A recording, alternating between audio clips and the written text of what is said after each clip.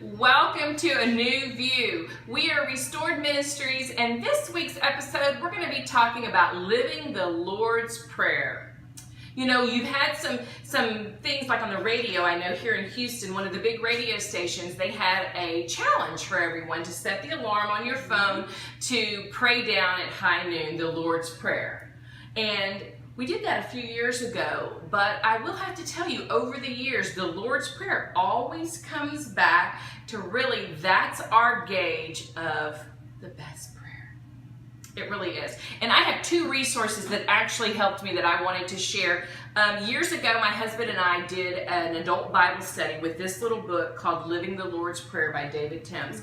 And it goes through each little section, and it's just a really good little book and a great little I guess resource to have. As you can see, I have lots of stickies of what kind of stood out to me of what he teaches, but it really kind of just made me really, I guess, develop a deeper prayer life is what I felt like. Okay, the Lord gave me this, and so just something that he says here. He says, goals stretch out endlessly before us like the horizon. Our life journey becomes so preoccupied with the elusive and ever-changing future that we often fail to experience the present in the full. Ooh, that's true. We grow so focused on the not yet that we can't see the now. And that's really true. And so, you know, it's give us this day our daily bread. And I'm not sure if that's exactly the one that he was breaking down, but it just has some really great little nuggets in there. And so it's Living the Lord's Prayer by David Timms. And then I was watching, as we were talking about this, TBN a few years ago, and they had this book by Elmer Towns called Praying the Lord's Prayer for Spiritual Breakthrough. And the story that they were sharing was that there was this gentleman, Yonggi Cho, and he is the pastor of more than 750,000 people in the world's largest church, and I believe it's in China. I think it's in China. I could be wrong on that, but anyway. He was sitting down with Elmer Towns, and Elmer Towns was like, what do you attribute, you know, what would be considered successful? Yeah. You know, how are you bringing this many people to life? How are you reaching this many people and things? And he says, I pray the Lord, and he does it more than once a day.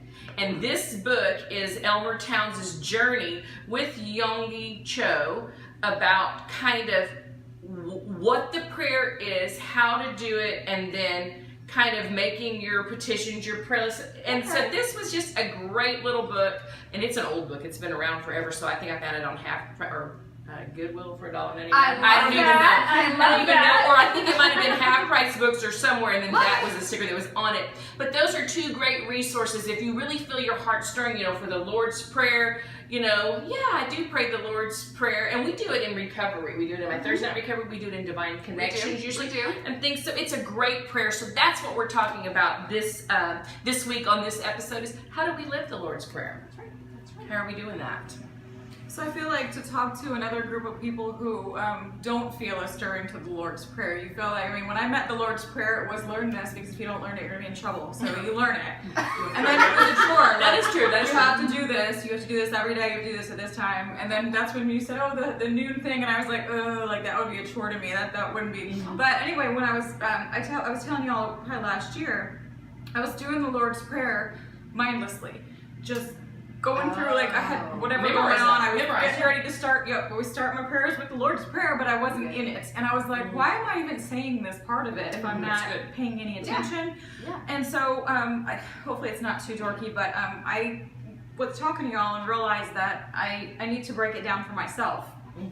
So I sort of rewrote it in words that made more sense to me. And so if y'all hear the concept of set your alarm and do this prayer every day at noon, it doesn't sound like anything you want to do, spend a few minutes and rewrite it first to something that you really identify with and really embrace and try that. So, exactly, and we'll share Kim's too on the Facebook page so that people can have kind of a guideline if they like that. Yeah, and if you, I mean, be creative with it, because that's you getting in. That's you digging deep in it. That's good. So, that's good. I like that. Good. I'm excited. Dig deep. All right. So, my turn. So let me go ahead and share with you. For the Lord's Prayer for me, I'm very similar to Kim in that I like to rewrite it. And so I'll give you a little sample. So I'll start off and I'll say, for the part where it's Our Father who art in heaven, I might start off and just say all the names for Father, Abba, Daddy, That's good. and go on from there. And then who art in heaven, holy is your name. Your kingdom come, your will be done on earth as it is in heaven. Give us this day our daily bread. And then I might expand sometimes, Lord, please today just give me what I need for today and help me not to worry about things that I shouldn't be worried about. Right. And so sometimes I'll break away with the Lord's Prayer. So the Lord's Prayer is my framework. I'll start with that, and then from the framework of the Lord's Prayer, I'll keep going. You know, I'll say, the trespasses is challenging for me because I don't use that word in normal speech. So I usually say, forgive me of my sins. Yeah. And then I oftentimes or list shortcomings, them. I'll do like I'll list shortcomings them. with sins. Forgive me of my sins. And then I go ahead and list them all. I have a confession time. And those who sin against me. And then it's a nice time for me to share like the areas that I'm wounded. Like hey, that really hurt. Yeah, right. And sometimes I don't think about that because we're just kind of going through the day. Right. And I think, oh, wait a minute, you know, I was a little bit disappointed. Or I felt a little hurt over that. So it's or I got offended, or I picked up a little bit of resentment or envy, or I felt rejected.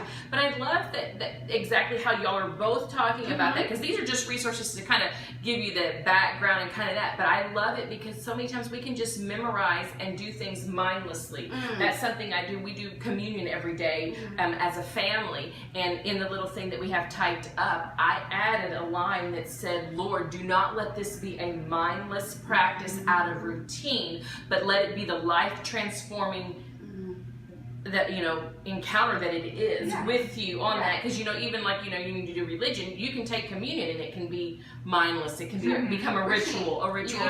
Yeah, but I think that the last part for me is when I'm praying, deliver me from evil, Lord.